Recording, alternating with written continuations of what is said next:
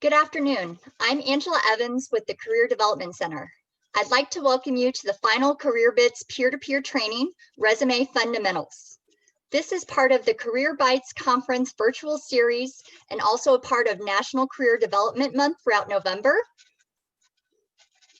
Funding has been provided kindly through the Student Government Association. The theme of our series is Prepare, Connect, Succeed. This brief peer-to-peer training is based off of the NACE Career Competency of Career Management. Now I'd like to introduce our student facilitator, Hannah Nicolaisen. Welcome, Hannah.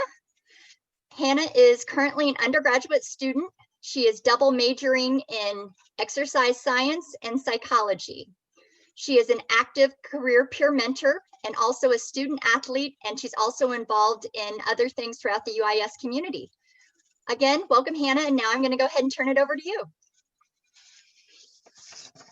Okay, let's see if we can get this Zoom to work. Can everybody see my screen okay? Working. Okay, so hi, my name's Hannah, and I am going to be talking about resumes today because I thought for this particular conference that this is a really important subject because a lot of students, their first kind of moment to dive into careers and development is when they actually want to get a job and they start building that resume. So I figured that this is a really good place to start. And let's see. And you may be wondering how I'm able to talk about building a resume, since I am still a student and I'm not necessarily in my career yet. But as Andy pointed out, I do work in the Career Development Center, and I'm really fortunate to work with the career counselors who provided some training to help as I help to critique resumes and do other things for the Career Center. So without further ado, let's jump right in and start talking about how you can actually build your resume up to get noticed and to help stand out from the crowd. So first, we think about resumes as an introduction to an employer. So this is your first step in kind of introducing yourself through your experiences and your skills that you can kind of put your best foot forward. So when we think about this, it's really important to focus on kind of these basic concepts. You want your resume to stay polished, to stay concise, and to stay targeted.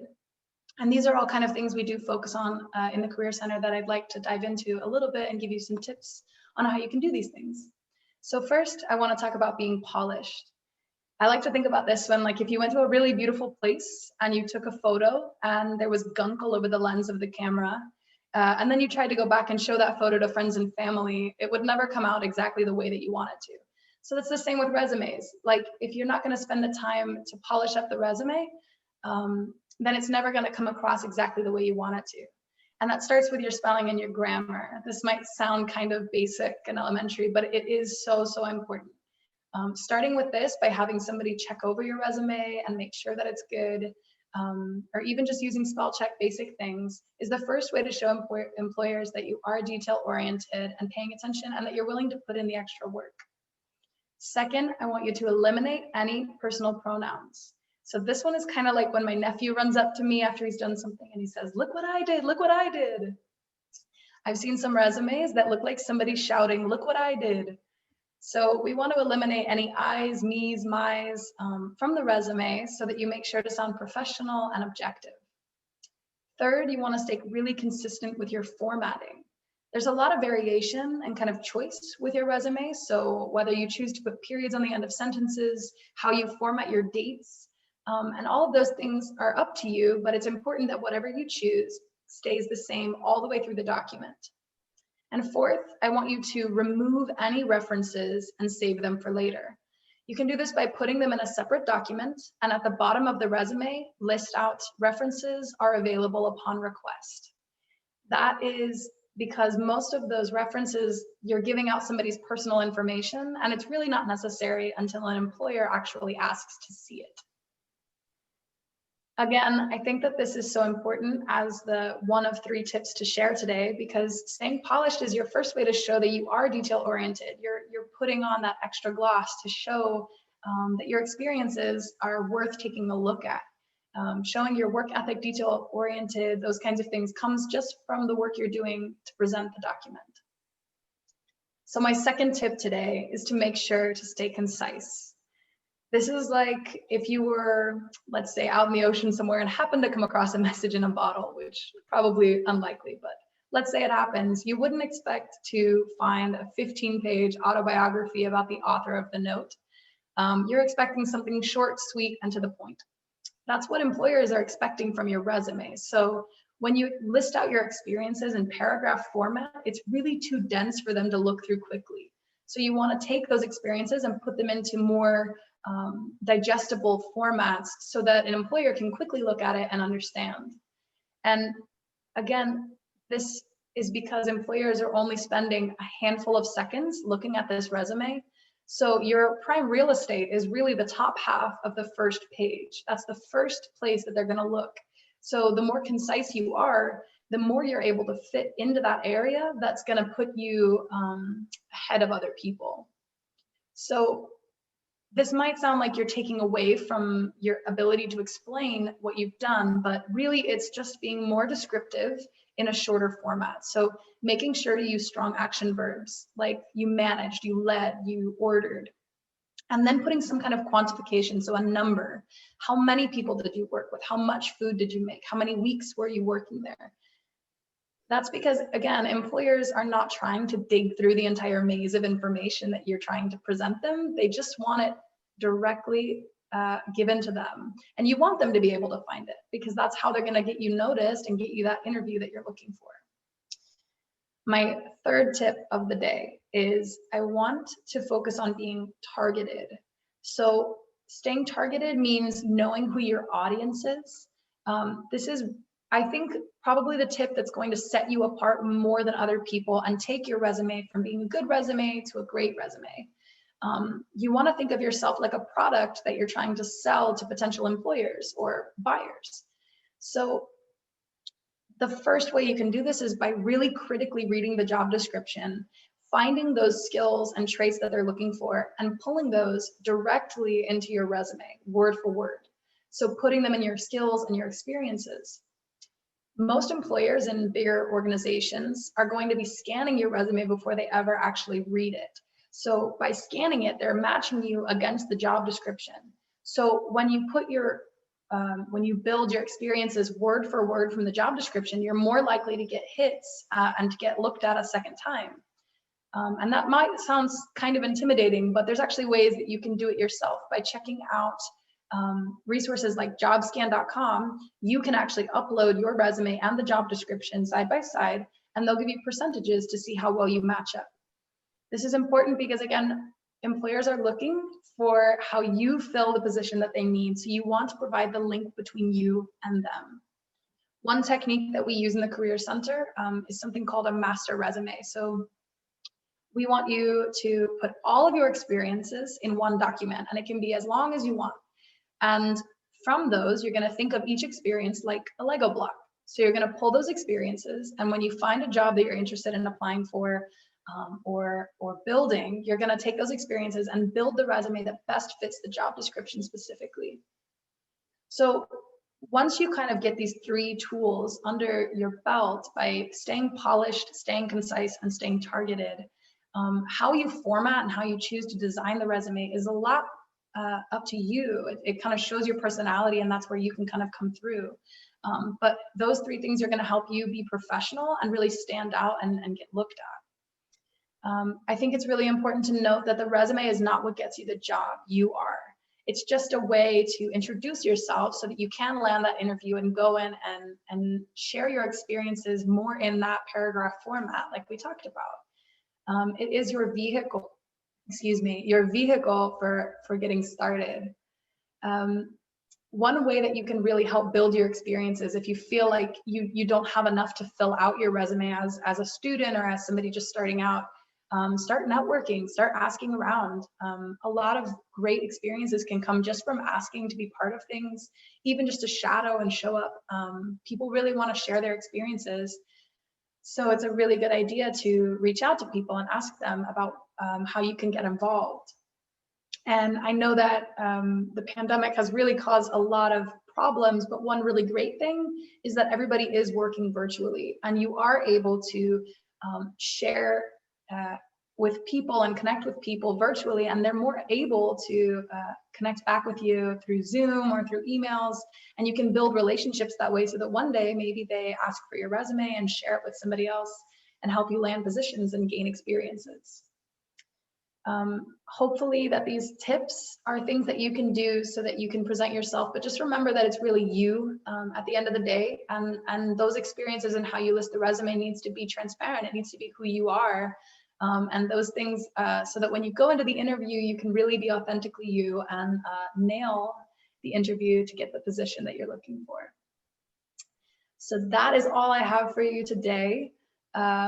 I do hope that this has kind of inspired you to get started and made it a little less scary. And if you are looking for further resources, I really suggest reaching out to the Career Development Center. This is their phone number, their email. There's always people willing to help and just get started in any way that you want to. And if you have questions about this particular presentation, please feel free to email me at this email that I have listed on this page. So at this time, if there's any other questions, I'm happy to answer them. Thank you so much, Hannah, for that awesome presentation. The first question that is listed is, what type of specific resources are available to students? Are there any type of systems that students can access anytime, anywhere, since especially with busy schedules and the way things are right now, anything you suggest? Yeah, so again, through the Career Development Center, students do have a lot of resources, one of them being Optimal Resume. Optimal Resume is something that you can use that students get for free by being part of the UIS community. So they can go into Optimal and you can see example resumes, you can start actually building practice resumes, you can watch tutorials and get help completely on your own through this resource, which you can access through Career Connect. Thank you. I just had another question come in through the chat. Amanda asked, should we include jobs or achievements from high school on our resume? Yeah, great question. It kind of depends on where you're at. So if you're just starting out, definitely go ahead and list those, because it's just a great way to get started. And I think any job experience is definitely helpful and critical. The only thing I think that I've ever heard is just to, once you're in college, you don't necessarily have to list your high school as education, just because that does take up some space and it's kind of inherent since you're in college that you went to high school. But yeah, jobs and experiences, achievements are definitely things to be proud of, and they can definitely have a place there until you find that you have things to replace them. Great. Also, one of the other questions, for students to be able to interact with you as a career peer mentor, or as you mentioned, other staff through the Career Development Center, can you talk about some programming that's available for students to be able to, maybe ask some quick questions or schedule appointments? Yes, that's awesome.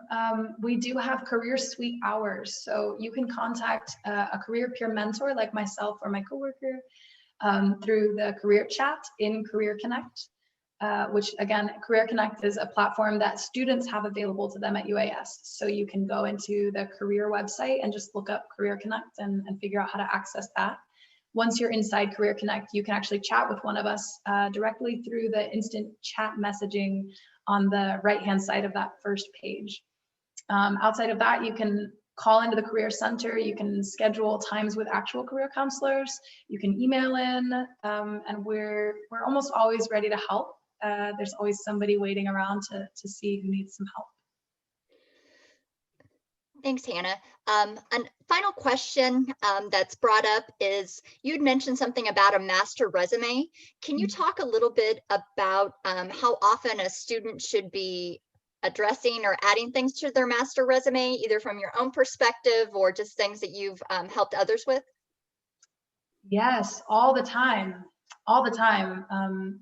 Something that I had never really considered before working in the Career Development Center, and now is very ingrained in me, is that career development, it really just means you're practice of gaining experiences and learning what you want to do and how you can do that professionally. So that's actually happening all the time. Anything that you've ever done, experiences, clubs, even meetings, mentors, those can all be things that you list. And so it's really important to continually be updating that master resume so that when the time comes for you to have a job offer, a job opening, you can just quickly pull something over and not have to be like digging deep for some kind of experience.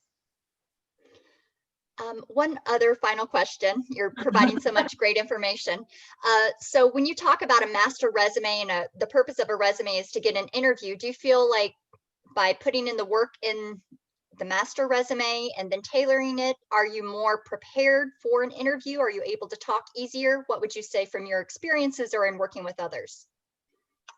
That's a great question. I think definitely that it would make you more prepared, because the idea is not necessarily that the resume, again, is not what gets you that job, but doing the research and being more aware of what that company is looking for, what that position entails. By being more aware of that and making sure that your resume is specifically tailored to that position, you inherently are doing the work to understand what they're looking for, to reach out to them, to know what kind of questions to ask about what that position really means for you. So yeah, I definitely think being able to tailor your resume is a great skill to help you prepare for interviews.